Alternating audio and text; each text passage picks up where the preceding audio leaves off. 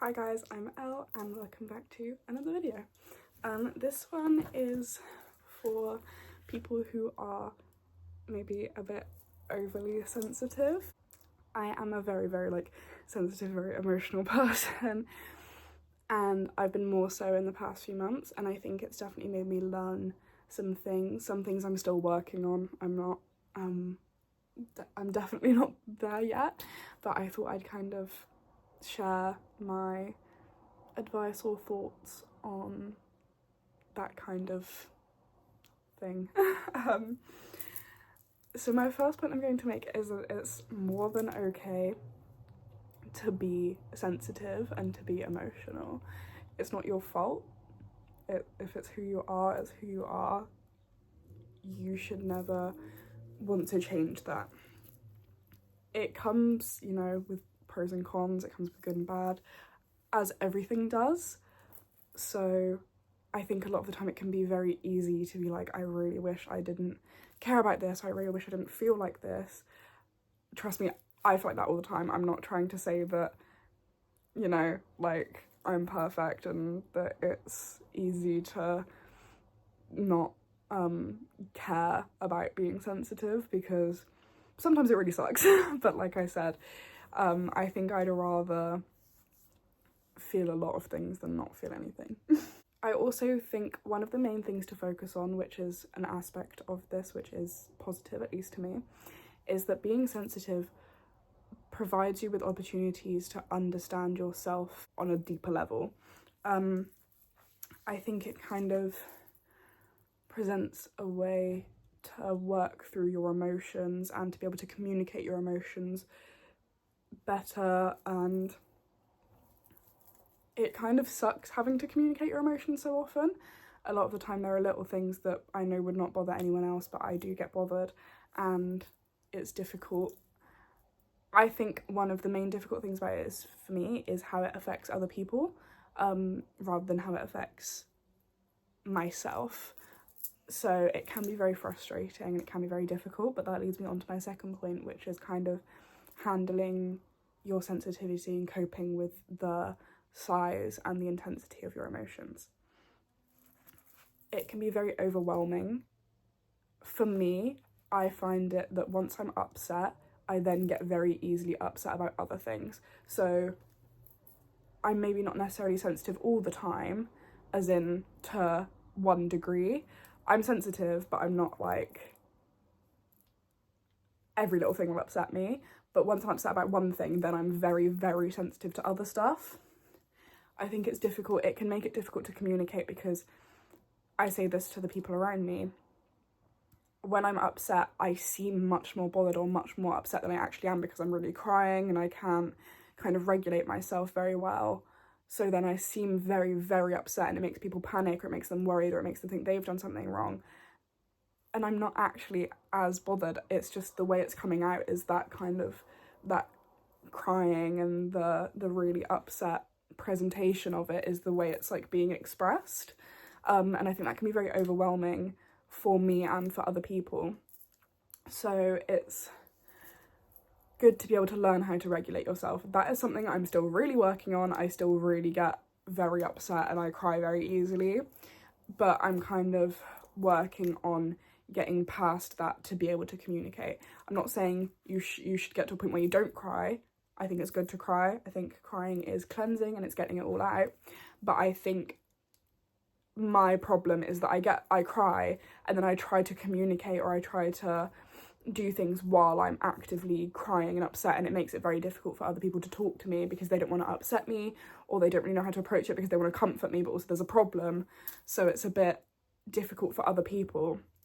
And it's also very difficult to get my thoughts in order when I'm so upset. So I think the first kind of port of call is making yourself comfortable and calm in a situation. Obviously, I know all these things differ from situation to situation, depending on who you're with, where you're at, that kind of thing. Best case scenario, be at home with someone that you trust, and it's just a bit of a problem, a conversation to have, a problem to fix. But yeah, I think it can be very overwhelming, and coping with being overwhelmed and not letting yourself get too upset and not letting other things bother you and not trying to communicate while you're upset because that might overwhelm you more, I think is a very big thing that I'm trying to work on. I also think if it's a problem with someone else, understanding if it's a real issue before bringing it up is very important, and this is also something I'm trying to work on. I get very bothered by small things, and it's very difficult. Like I said, when I'm upset, I'm sensitive to other stuff, so it's very difficult to kind of let things go.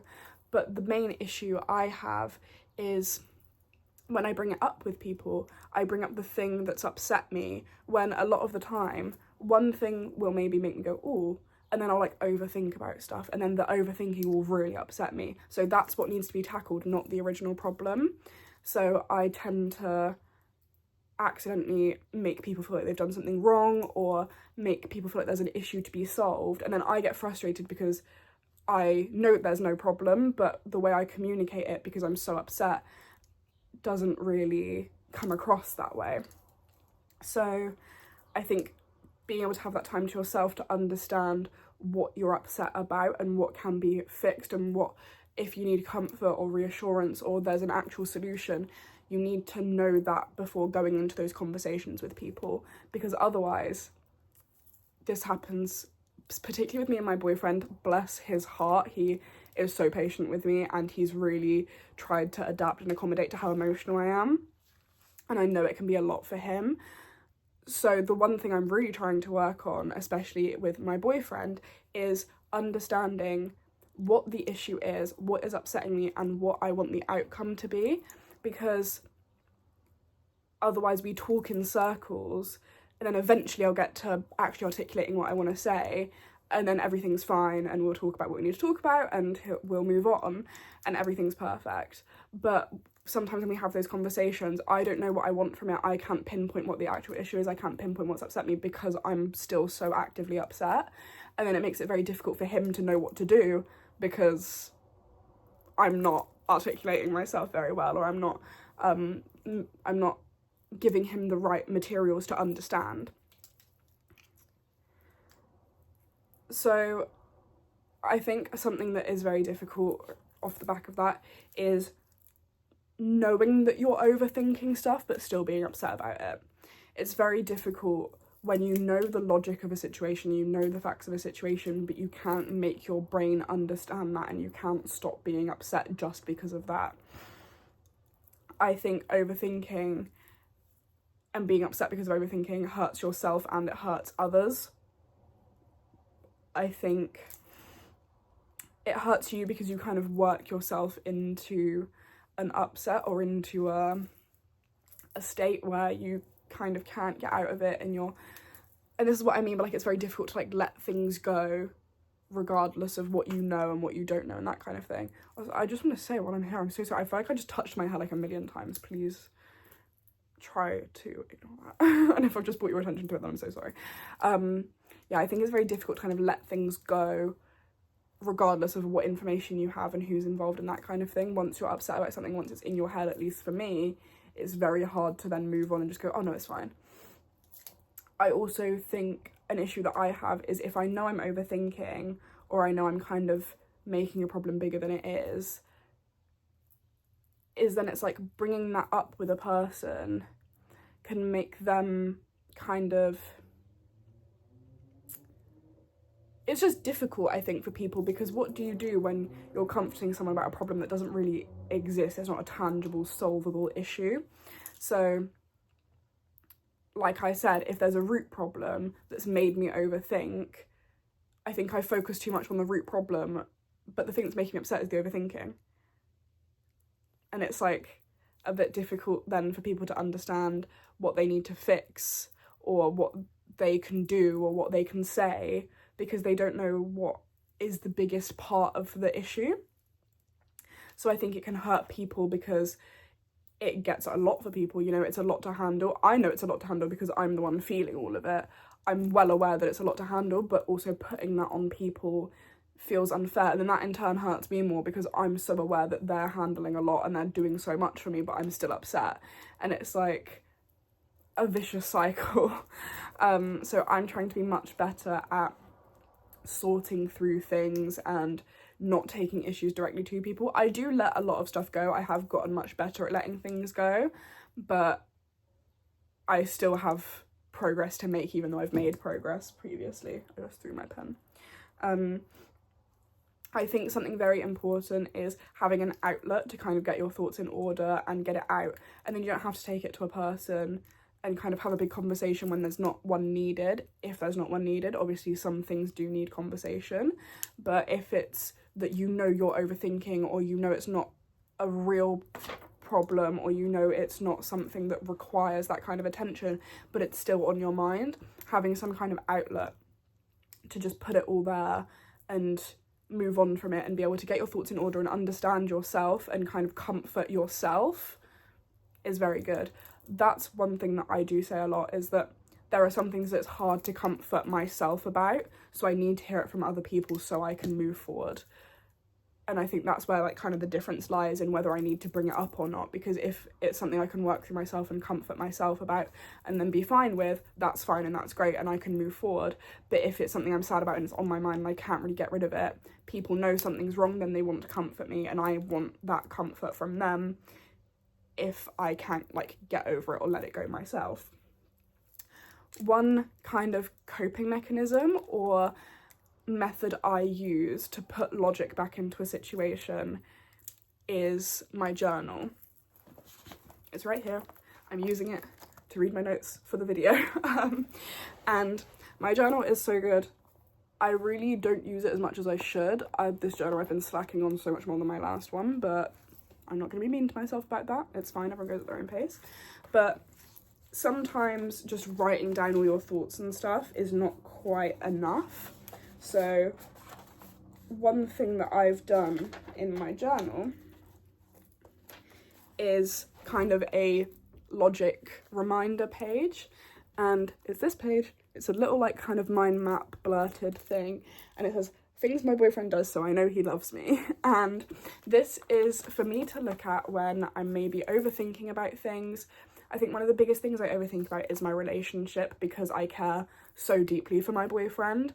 I am terrified of like doing something wrong or messing up, and I'm terrified, especially with how emotional I am, of kind of putting too much on him, because I know it's a lot. It will be a lot for anyone, so it's a very normal thing for things to kind of pile up, and it might cause problems. I'm very aware of that. However, it's a silly thing to overthink about, because I've been given no indication and no kind of sign that that might happen, because I know my boyfriend loves me. So I look at this page and I go, wow, look at all of these things my boyfriend does so I know he loves me. Because he loves me this much, I then know if anything was wrong or if there were any problems, because he loves me, he would bring them to me, and I don't have anything to worry about in that sense. So that is something I think is... I'm going to expand more on my next point. I have one last thing to say, and then I'll move on to my next point and expand more on that.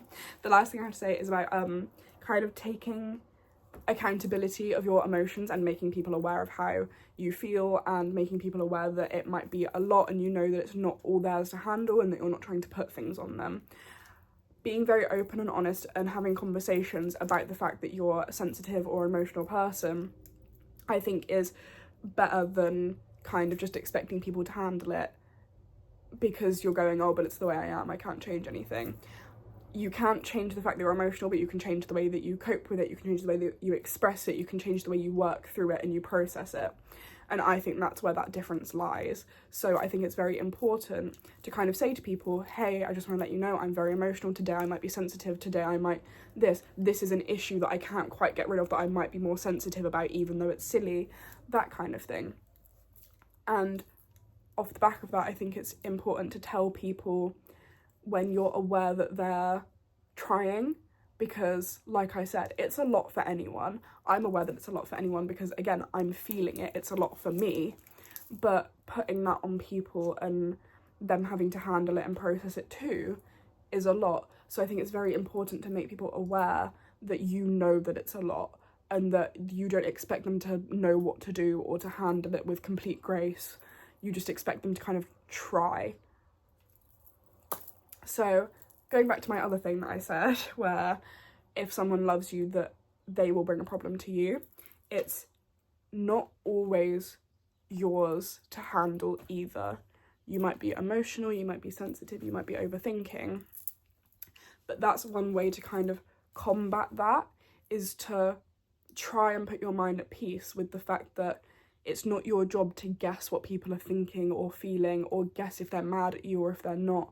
Because if someone loves you and they care about you, it's in both of your best interest to sort through and communicate through any problems or issues that might arise.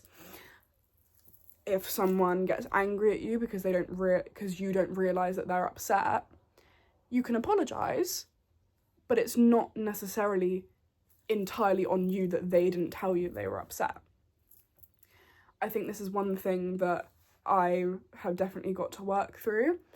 No one has ever really gotten angry at me about that, but I definitely overthink and kind of try and fill in gaps and think, oh, they haven't replied for 3 hours, are they mad at me? That's so silly, because if it was anything that deep, if it was anything that important, I trust the people around me to bring that to me in a mature, communicative, productive way.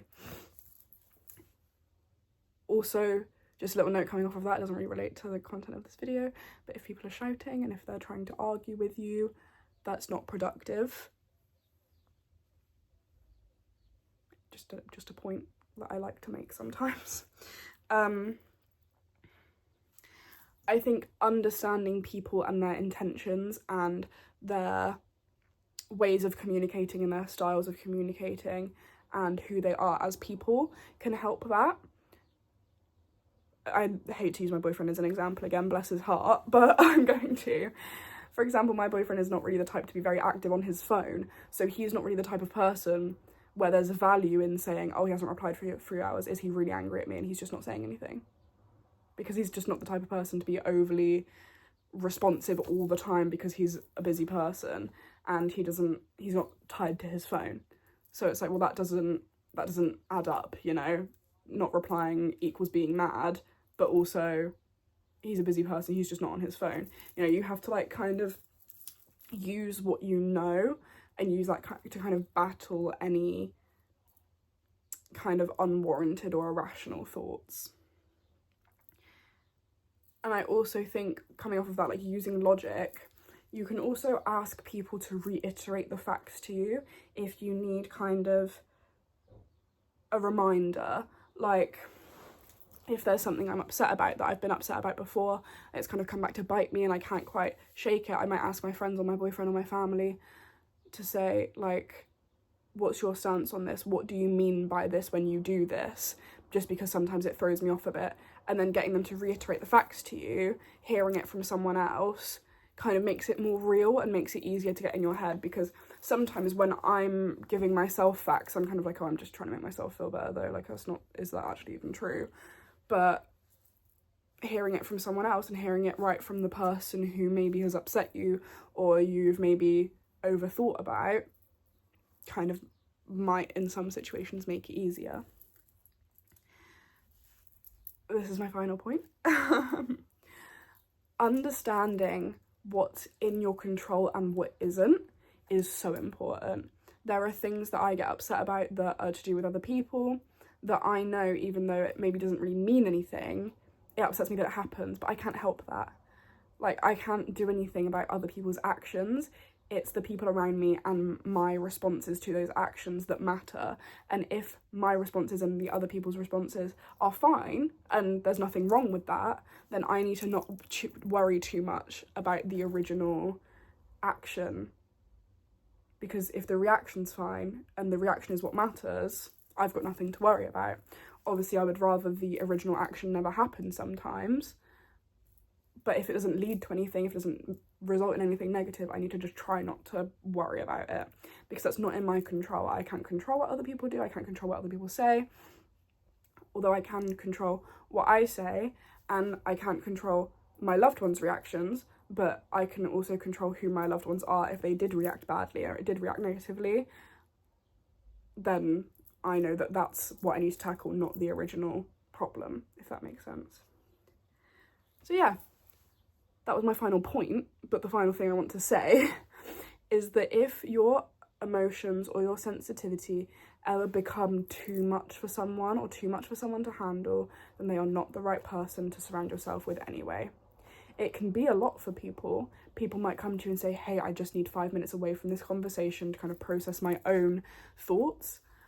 But if they end any kind of platonic, romantic, whatever relationship with you, then they are not the right person for you anyway. I know that's hard to handle sometimes. It's still upsetting. But at the end of the day, if they can't handle who you are at your core, what else are they not going to be able to handle, you know? Like I said, while you know it's who you are, you also have a choice in how you express it and how you process it. But so do they. It can be a lot for them. It can be difficult for them. It can be a new learning curve for them. But how they process and express that to you is also their choice. You can understand that it's a lot for them without them being angry or without them leaving or without them arguing.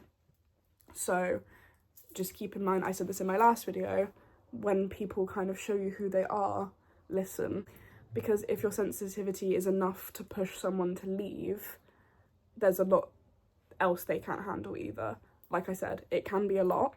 It's okay if it's a lot, but it's not okay if they make you feel bad, or if they get angry at you for it, or if they, you know, make it out to be your fault or something you're doing on purpose, or they purposely try not to understand you. Okay, yeah, that's it. That's my final kind of point for the video. So I hope everyone has a great day. Hopefully see you in the next one. Thank you for watching. Yeah, okay, goodbye.